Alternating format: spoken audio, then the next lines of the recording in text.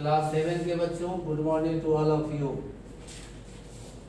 Science का first chapter हुआ था, सेकेंड चैप्टर है आपका फाइबर टू फैब्रिक।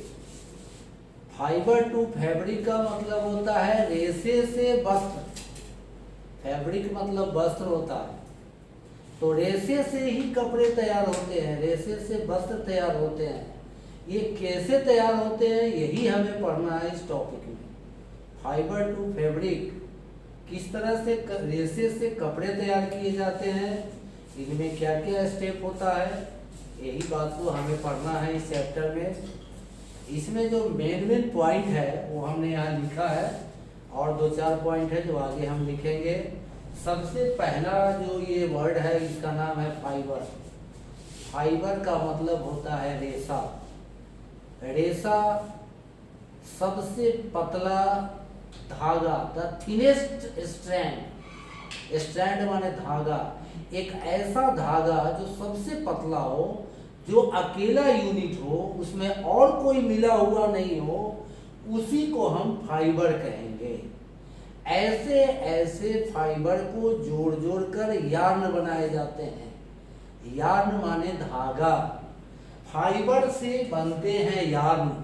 जैसे एज फॉर एग्जाम्पल, जैसे रुई है, तो रुई से जब हम धागा तैयार करते हैं तो ये धागा यार्न होता है, और उस रुई में हजारों फाइबर होते हैं जिनको जोड़ जोड़ कर, लपेट लपेट कर एक मोटा धागा तैयार किया जाता है, जिसको हम लोग यार्न कहते हैं।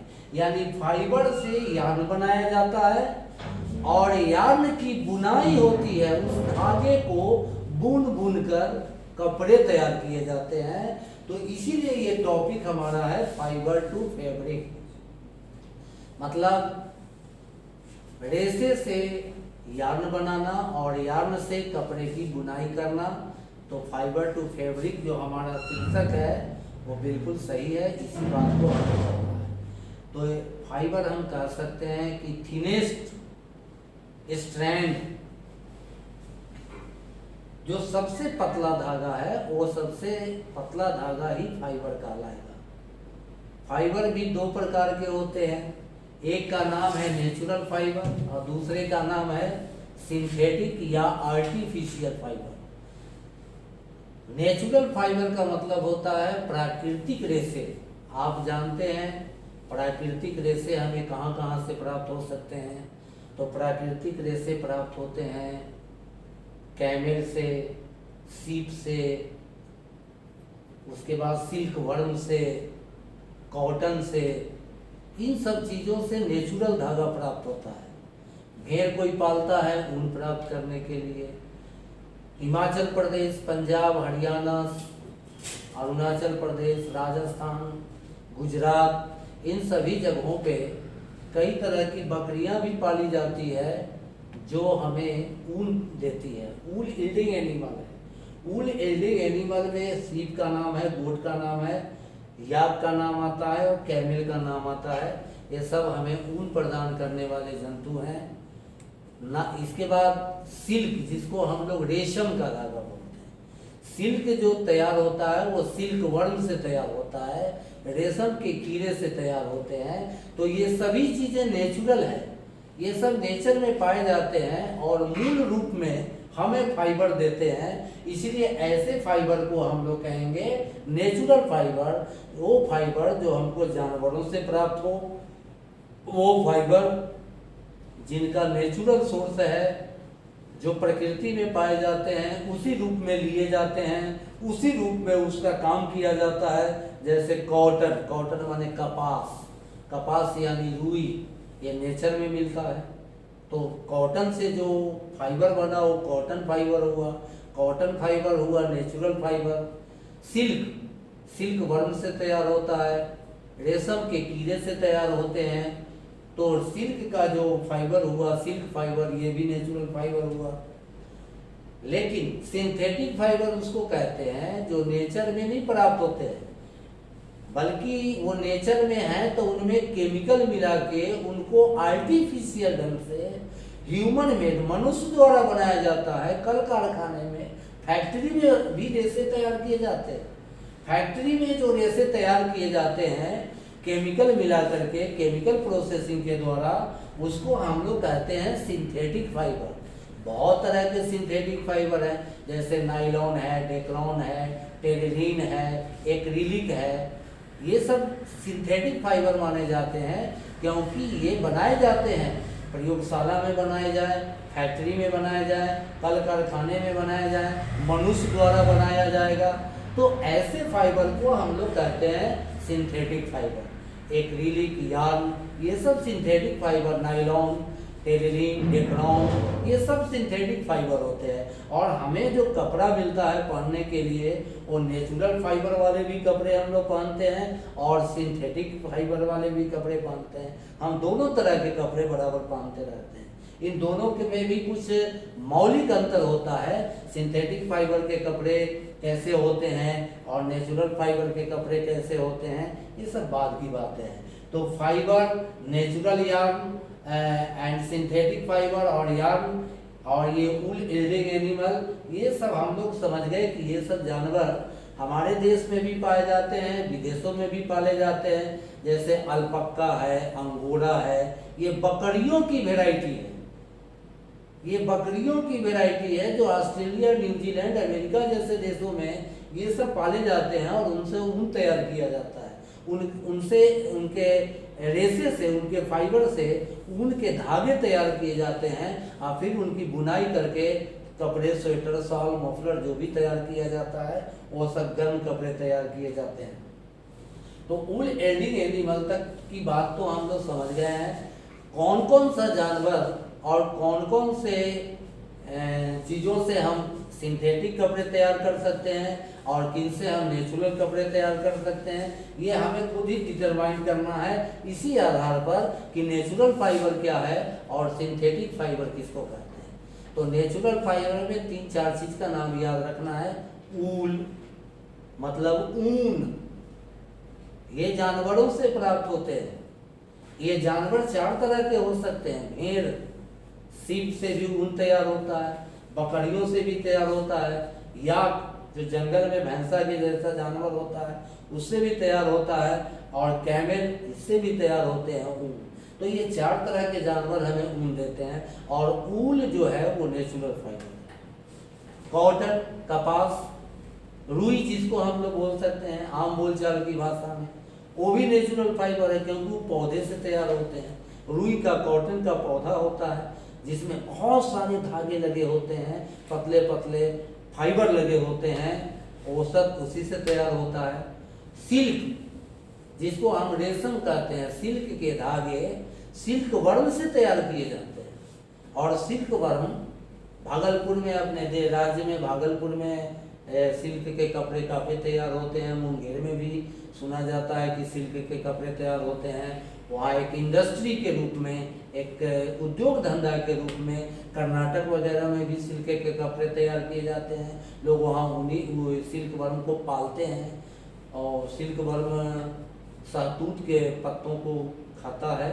मलबरी लिप्स जिसका नाम है इंग्लिश में किताब में लिखा है, मलबरी लिप्स को ही खा करके वो जो सिल्क का धागा तैयार करता है, उसके भी स्टेज होते हैं। एक शब्द इसी में आया है सेरी कल्चर, SERICULTURE। सेरी कल्चर का मतलब ही होता है रेशम के कीड़ों को पालना और उनसे रेशम के धागे को प्राप्त करना। पालने की जो क्रिया है उसको विज्ञान की भाषा में रेयरिंग कहा जाता है। REARING, रेयरिंग माने पालना। रेयरिंग का मतलब पाला जाए। जब तक आप रेशम के कीड़े को पालेंगे नहीं तब तक आप रेशम का धागा कैसे प्राप्त करेंगे। रेशम के कीड़े को पालेंगे, रेशम के कीड़े फीमेल जो होगी वो अंडे देगी, अंडे से कुछ दिन के बाद एक लार्वा निकलेगा, एक पिल्लू निकलेगा, वो अजीब तरह से चलेगा पिल्लू। वो पिल्लू कैटरपिलर कहलाता है, यानी कि सिल्क मौत का जो लार्वा स्टेज होता है ना, उसको कैटरपिलर कहते हैं। फिर वो कैटरपिलर कुछ दिन तक पत्तों को खूब खाएगा और खाने के बाद अपने शरीर के चारों तरफ एक खोल बना लेगा। जिसको हम कोकून कहेंगे बाद में, और वो लार्वा प्यूपा में बदल जाएगा, प्यूपा स्टेज में आ जाएगा, और उसी समय वो अपने ऊपर एक कोकून तैयार कर लेगा और वो स्लीपिंग स्टेज में चला जाता है, निष्क्रिय अवस्था में। और फिर उसी कोकून को हम इकट्ठा करके गर्म पानी में खौला के और उस कोकून से कीड़े को निकाल के और तब उससे हम लोग धागे समेटना लपेटना शुरू करते हैं।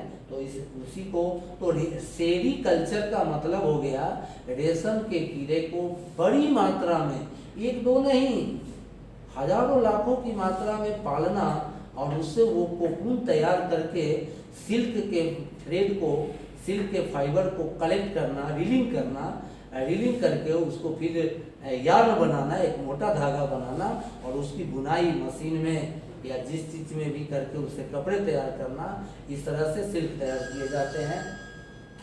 ऊन प्राप्त करने के लिए भी हम लोग भेड़ बकरी को पालते हैं। अभी जैसा कि हमने बताया कि हमारे देश में भी ऐसे सिल्क का आविष्कार करता चाइना को माना जाता है। सबसे पहले सिल्क वहीं से तैयार हुआ था।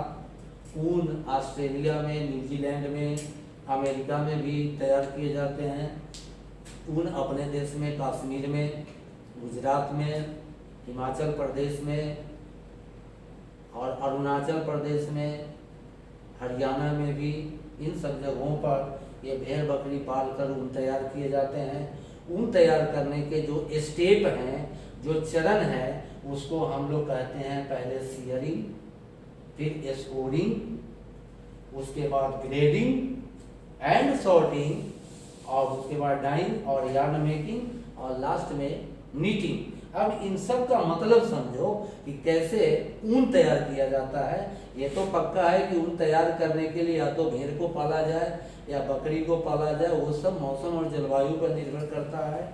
हमारे देश में भी जम्मू कश्मीर की जो जलवायु है, जो वहाँ का मौसम हमेशा बना रहता है, वो बिहार का नहीं है, वो यूपी का नहीं हो सकता है। तो ये सब चीज़ ठंडे जगहों पे पाले जाते हैं, जहाँ पर सालों भर कुछ सर्दियाँ पड़ती है, ठंड पड़ती है, वहाँ पर ये सब जीव जंतु पाले जाते हैं। बकरियाँ खास करके भेड़ पाले जाते हैं। सियरिंग का मतलब होता है कि जब उनमें उस जानवर के शरीर पर रोएं काफ़ी हो गए, तैयार हो गया, तो उस समय उसको या तो मशीन से या कैंची से उसके शरीर के रोएं को छील दिया जाता है, हटा दिया जाता है। उसी क्रिया को हम इसको सियरिंग बोलेंगे। तो सियरिंग से पहले तो रियरिंग करना होगा, पालना होगा। पालने के बाद उसकी सियरिंग की जाएगी। जब उसके सारे शरीर पर बाल रोएं तैयार हो जाएंगे तो उसके शरीर के बाल रोएं की सफाई की जाएगी, निकाला जाएगा, उसका बिल्कुल चमड़ी दिखाई देगा, उसके शरीर पर एक भी बाल नहीं होंगे, उसको हम लोग कहेंगे सियरिंग है। सियरिंग के बाद आता है स्कोरिंग। स्कोरिंग का मतलब होता है जो हमने ऊन उसके शरीर से अलग किया, छांट दिया, छील दिया, उसको साफ करके, तो उसकी धुलाई की जाएगी ताकि उसमें जो धूल होंगे, जो मिट्टी के अंश होंगे या और जो भी कुछ गंदगी होगी, उसको डिटर्जेंट से गर्म पानी में डाल के, बड़ी बड़ी नाद में उसको डाल के खूब पानी से उसकी सफाई की जाती है। तो उसकी सफाई करने को ही हम लोग कहते हैं स्कोरिंग। उसकी धुलाई करने को, उसके रेशे की धुलाई करने को हम लोग कहेंगे स्कोरिंग। काटने को कहेंगे सियरिंग, धुलाई करने को कहेंगे स्कोरिंग। उसके बाद ग्रेडिंग एंड सॉर्टिंग। ग्रेडिंग का मतलब कि जहाँ पर तरह तरह के भेड़ के ऊन आ गए, कारखाने में बहुत तरह के आ गए, उनको धुलाई किया गया, उनसे ग्रेड बाय ग्रेड छांटा गया। ये अच्छा ऊन है, ये फर्स्ट क्लास का 1 नंबर ऊल है, ये 2nd नंबर का ऊल है, ये 3rd नंबर का ऊल है, ये 4th नंबर का ऊल है। अलग अलग क्वालिटी के जो छांट लिए गए, अलग अलग कर लिए गए धुलाई के बाद, उसी को हम लोग ग्रेडिंग एंड सॉर्टिंग कहते हैं। और सॉर्टिंग के बाद, ग्रेडिंग तो छटाई हो गई, और सॉर्टिंग का मतलब छटे हुए ऊन को फिर आगे भेजा जाएगा, जहां उसका आगे का काम होगा, तो वो सॉर्टिंग कहलाता है। तो सॉर्टिंग के बाद जहां ये भेजा जाएगा उसको रंगाई की जाएगी। रंगने को ही हम लोग डाइंग बोलते हैं। रंगने को डाइंग बोलेंगे। और जब रंग लिया जाएगा तब उस फाइबर को हम धागा बनाएंगे, मोटा मोटा धागा तैयार किया जाएगा, वो मोटा मोटा धागा ही यार्न कहलाएगा। तो यार्न तैयार कर लेंगे, फाइबर से यार्न तैयार हो गया, धुलाई के रखने के बाद यार्न मेकिंग हो गए, और यार्न मेकिंग जब हो गए तब उसकी बुनाई की जाएगी, या तो हैंडलूम से उसको बुना जाए या कांटे से उसको बुनाई की जाए, कपड़े तैयार किया जाए पहनने वाले, तो उसको नीटिंग कहते हैं। तो इस तरह से ये 4-5 स्टेप में जाकर ये हमको ऊन के कपड़े तैयार होते हैं। सेरीकल्चर भी आप समझ गए। अब एक छोटा सा पॉइंट और बचा है इसमें बताने के लिए, तो आप ये जान जाइए कि सिल्क मॉथ में, यानी कि रेशम के कीड़े में से, रेशम के कीड़े से रेशम के धागे तैयार करने में, रेशम के जीवन चक्र में वो कौन सा स्टेज आता है जिस स्टेज के बाद रेशम का धागा तैयार होता है, तो वो स्टेज है लार्वा। यानी रेशम के कीड़े फीमेल जो होंगे वो शहतूत के पत्तों को खाएंगे, उसके बाद वो अंडे देगी फीमेल, अंडा से लार्वा निकलेगा, एक छोटा बच्चा निकलेगा। वो लार्वा को हम लोग कैटरपिलर कहते हैं, CATERPILLAR, ये उसका स्पेलिंग है। कैटरपिलर पिल्लू के तरह होता है, वो फिर खूब खाता है रेशम, ये शहतूत के पत्तों पर, वही उसका प्रिय भोजन माना जाता है, उसको खूब खाता है। वो खाने के बाद वो तब स्लीपिंग स्टेज में जाता है, निष्क्रिय अवस्था में वो अपने शरीर के चारों तरफ एक खोल तैयार करता है रेशम के धागे का, वो कीड़ा तैयार करता है, उसी खोल के अंदर वो बंद हो जाता है और चुपचाप पड़ा रहता है। उसी खोल को हम लोग कोकून कहते हैं, COCOON, कोकून। और उस कोकून को इकट्ठा करके, कलेक्ट करके, गैदर करके, गर्म पानी में डाल के तब उसके धागे को ढीला करके उसकी रीलिंग की जाती है। रीलिंग करने के बाद तब उसका यार्न तैयार किया जाता है और तब कपड़े की तैयारी होती है।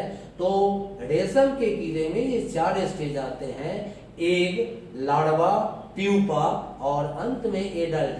अगर आपने कोकून को इकट्ठा नहीं किया तो कोकून में ही वो एडल्ट अवस्था में आ जाएगा, मॉल्टिंग होगी, उसके शरीर में परिवर्तन होंगे, उसके अंदर वाले जो अंग चीज़ें हैं वो बदलेंगी और उसमें पंख लग जाएगा, तो मुंह फोड़ के वहाँ से निकल जाएगा और आपका कोकून वहीं पड़ा रहेगा।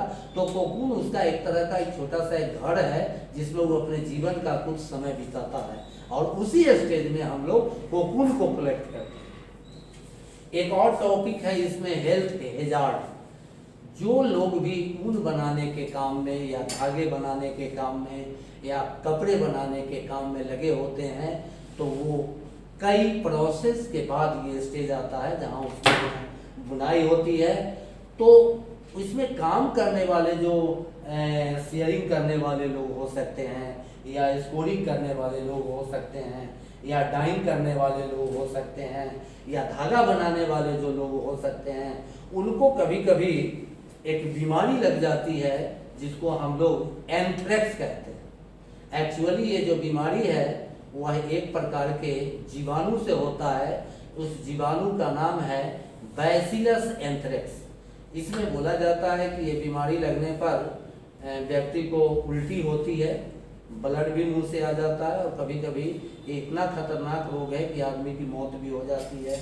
ऐसे इसमें काम करने वाले को प्रिकॉशन रखनी चाहिए, अपने नाक पे मास्क का इस्तेमाल करना चाहिए, क्योंकि इससे जो कीड़े मकोड़े निकलते रहते हैं धागों से, फाइबर से या उनके यार्न से, इन सब प्रोसेस में ये सब छोटे छोटे जीव जंतु जो बैक्टीरिया है ये निकलते रहते हैं, और नाक के द्वारा अगर हमारे रेस्पिरेटरी सिस्टम में चले जाए, रेस्पिरेटरी सिस्टम हमारे लंग्स को इन्फेक्ट कर दे, हमारे ट्रेचिया को इन्फेक्ट कर दे, तो ऐसी हालत में अस्थमा यानी दम फूलने की बीमारी, ब्रोंकाइटिस, ये सब बीमारियां रेस्पिरेटरी डिजीज सामने आ जाया करती है। तो इससे बचने के लिए जो भी तौर तरीके, जो भी हम प्रिकॉशन ले सकते हैं वो लेते रहेंगे। कभी कभी बैसिलस एंथ्रेक्स से ग्रसित होने वाले को कहा जाता है कि उसे शॉर्टर डिजीज हो गया। शॉर्टर डिजीज का मतलब वही है कि उसको बैक्टीरिया का इन्फेक्ट हो जाता है, यही बीमारी को हम लोग एंथ्रेक्स कहते हैं। तो ये सब हमारा मेन टॉपिक है। इन सब टॉपिक में जितने वर्ड बताए गए हैं इन सब का डिफिनीशन हमें आना चाहिए। नेचुरल फाइबर, सिंथेटिक फाइबर को अच्छी तरह आपने समझ लिया। वूल यील्डिंग एनिमल कौन कौन सा है वो भी समझ लिया। ये स्टेप क्या क्या है वूल प्रोडक्शन के ये भी हमने समझ लिया। तो यही सब चीज़ें इसमें पढ़ना था और यही सब बात हमने आपको अभी बताया। अब अगले दिन हम आपको इस चैप्टर से संबंधित असाइनमेंट देंगे। असाइनमेंट को भी आप बनाने का प्रयास करेंगे और स्कूल खुलने पर हम सब लोग अपने अपने पढ़ाई हुई बात को चेक करेंगे कि आपने किया क्या अभी तक।